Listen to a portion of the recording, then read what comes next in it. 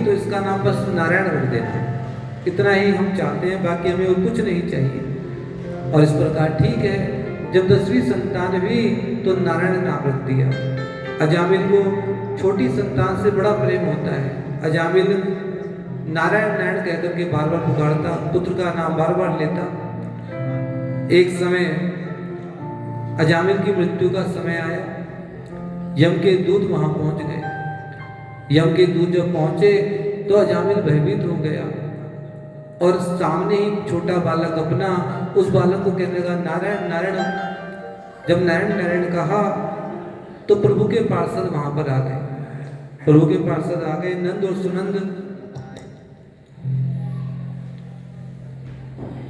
Bridge का हर एक कोना तेरे नाम का बिछोना, तेरा नाम लेके जगना, तेरा नाम लेके सोना, तेरे नाम की ये जान, तेरे नाम की ये जान, ओ डूब भरिया सारी में तेरे नाम की ये जान, डूब भरिया सारी, मुझे वृंदावन बसा लो, वृंदावन बिहारी, मुझे वृंदावन बसा लो, वृंदावन बिहारी, मुझे वृंदावन बसा लो, वृंदावन बिहारी, मुझे वृंदावन बसा लो, वृंदावन बिहारी। तेरे नाम के मैं सदके, तेरे नाम के मैं सदके, तेरे नाम के मैं वाले, तेरे नाम के मैं सदके, तेरे नाम के मैं वाले।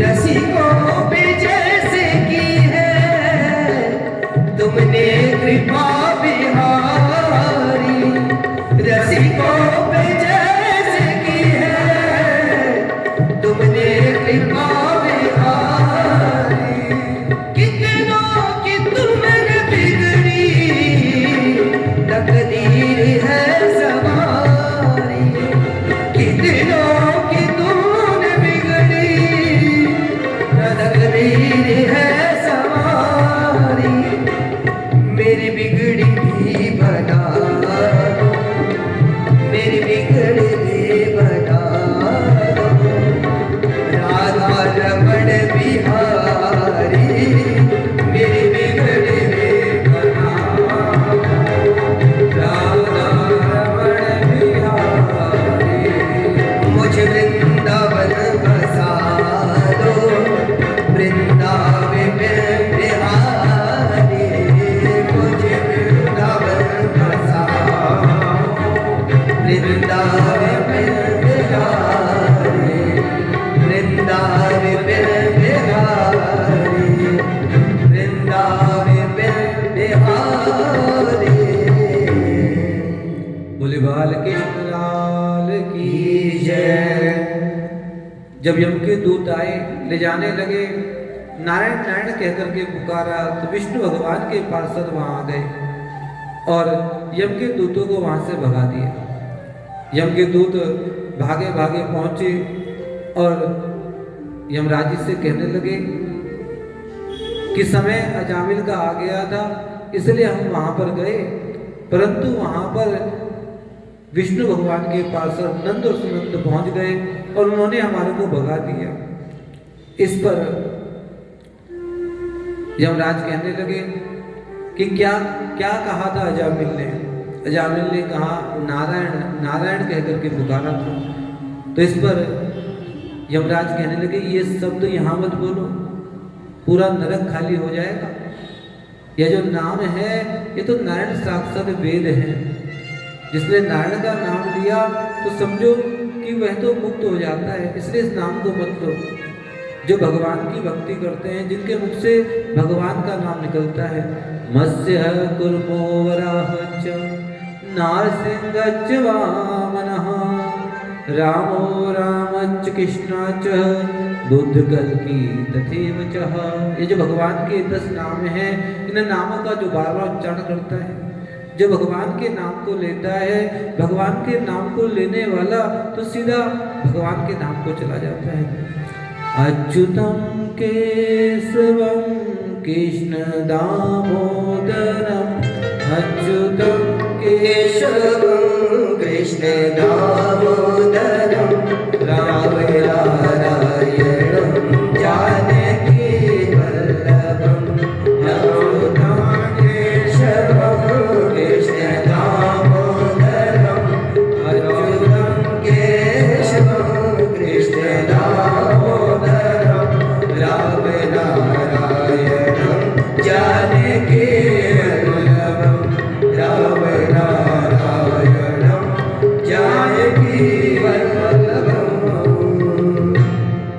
जिनके मुंह से अच्युत, केशव, माधव, श्रीहरि यह नाम बार बार उच्चारित होते हैं, उनके तो अनेकों जन्मों के पाप जल करके भस्म हो जाते हैं। यह नाम की तो महिमा है, और जो भगवान का नाम लेते हैं, उनका नाम लेने से जीवन का उद्धार हो जाता है।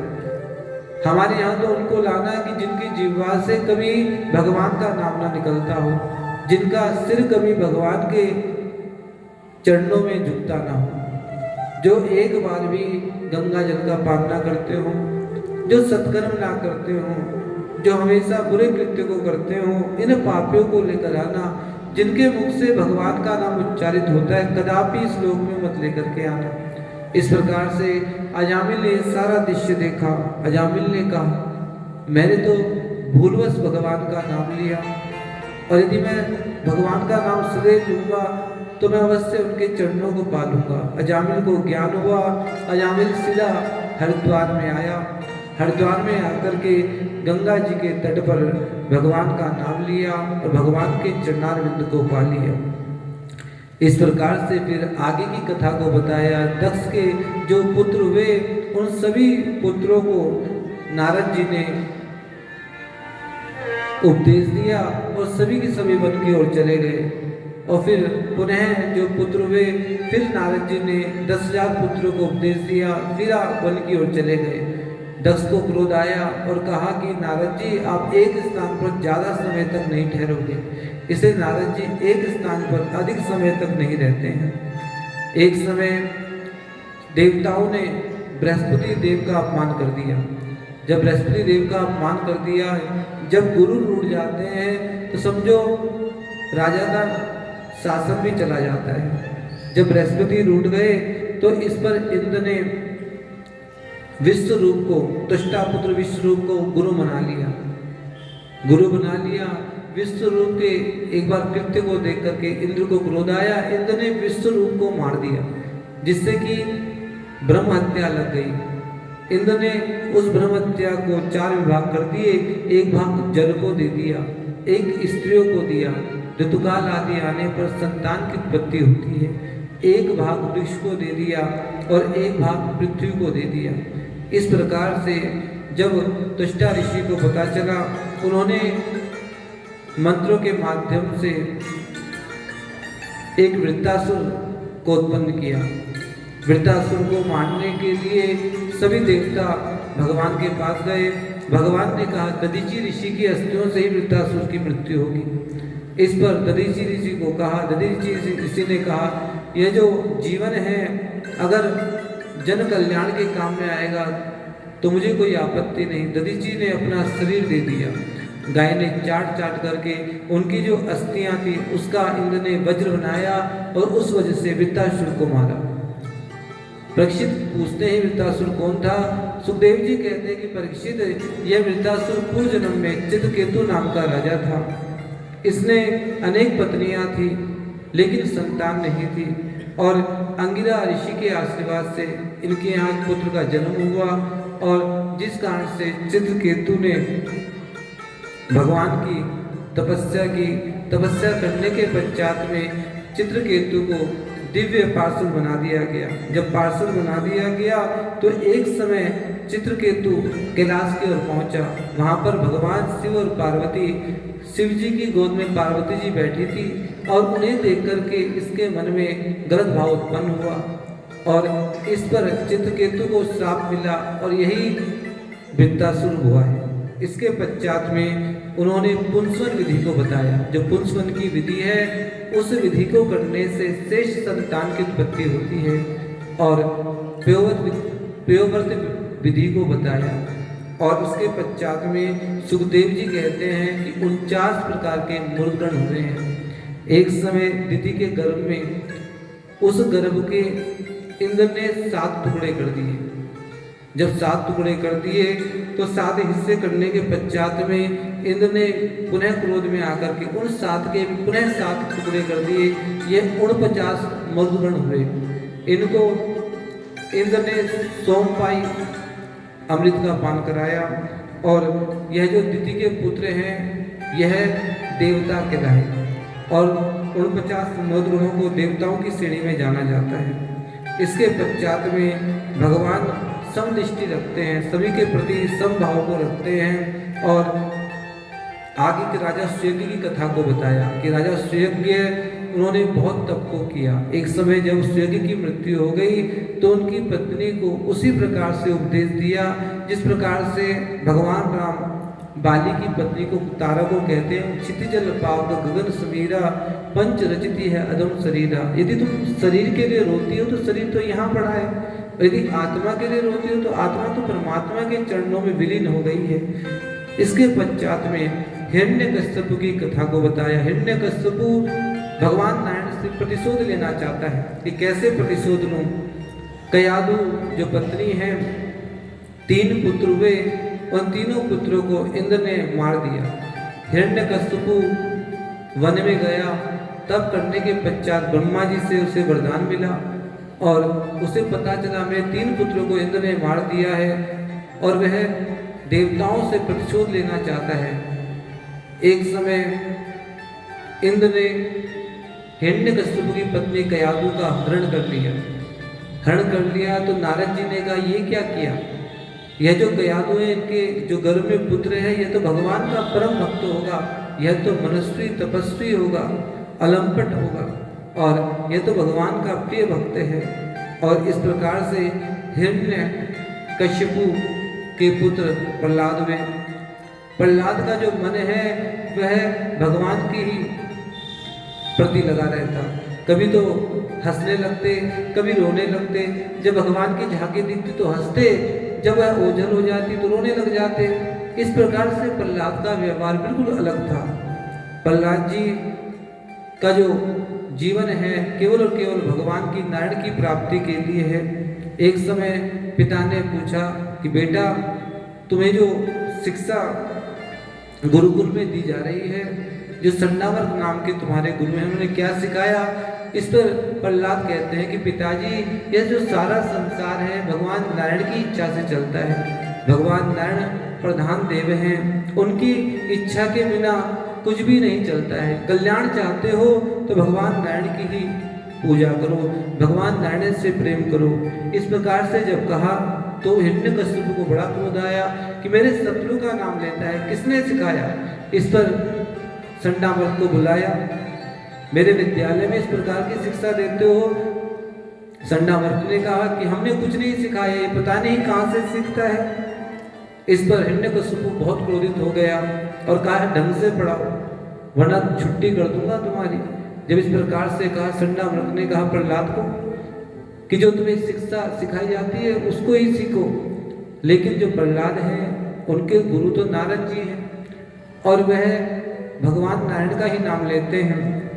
एक समय जो मित्र आदि थे उन सभी मित्रों को भी कहते हैं कि भगवान का नाम लो। जब पुनः हिरण्यकश्यप आया, हिरण्यकश्यप ने कहा कि अब तुमने क्या सीखा। तो प्रहलाद जी कहते हैं शरणम कीर्तनम विष्णु स्मरणम पाद सेवनम अर्चनम वंदनम दास्यम सख्यम आत्मनिवेदनम। नवधा भक्ति के विषय में बताया कि पिताजी भगवान का नाम श्रवण करना चाहिए। भगवान का नाम जो श्रवण करेंगे तो स्मृति बनेगी, स्मृति बनेगी तो सदैव ईश्वर का ध्यान बना रहेगा। दूसरा है कीर्तन, भगवान का नाम ले, भगवान का नाम लेकर के नृत्य करना चाहिए, कीर्तन करना चाहिए, आनंदित होना चाहिए, अपनी मस्ती में रहना चाहिए। और इस प्रकार से कीर्तन करने से व्यक्ति का मन व्यसनों की ओर नहीं जाएगा, हिंसा की ओर नहीं जाएगा, सत्कर्म की ओर बना रहेगा। फिर कहा कि भगवान विष्णु जी का स्मरण करें, जब सुनेंगे तो याद रहेंगे, इस प्रकार से स्मरण करें। जब भी सुख में दुख में प्रत्येक स्थिति में भगवान का नाम लेते रहें। फिर कहा कि पाद सेवनम, भगवान के चरणों का जो जल है जिसे चरणोदक कहते हैं, चरणामृत कहते हैं, उसका पान करना चाहिए। भगवान के चरणों को स्पर्श करना चाहिए क्योंकि चरण कमल में भगवान के सब कुछ है। इस प्रकार बताया कि अर्चनम, भगवान की अर्चना करें, भगवान का पूजन करें। फिर भक्ति बताई वंदनम, भगवान की वंदना करें। फिर कहा इस भाव को रखें, दास्य भाव को, कि प्रभु मेरे हैं, मैं उनका दास हूँ। दास का भाव सदैव बनाकर रखें, जैसे अर्जुन का कृष्ण के प्रति था, द्रौपदी जी का कृष्ण भगवान के प्रति था, उस भाव को रखें। और सख्य भाव को रखें, आत्मनिवेदन, और अपने को आत्मा को भगवान के चरणों में निवेदित कर दें। जिस प्रकार से गोपियाँ सभी कार्य कर रही हैं लेकिन जो आत्मा है भगवान के चरणों में समर्पित है। जब इस प्रकार से कहा, हिरण्यकश्यप को भारी क्रोध आया और हिरण्यकश्यप ने कहा ऐसा पुत्र होने से तो पुत्र ना होना अच्छा था, जब 3 पुत्र मर गए तो यह भी मर जाए तो अच्छा है। और क्रोध में आकर के कहा कि इसे मार देना चाहिए, जल में डाला, लेकिन भगवान नारायण ने वहां भी रक्षा की। फिर होलिका को बुलाया,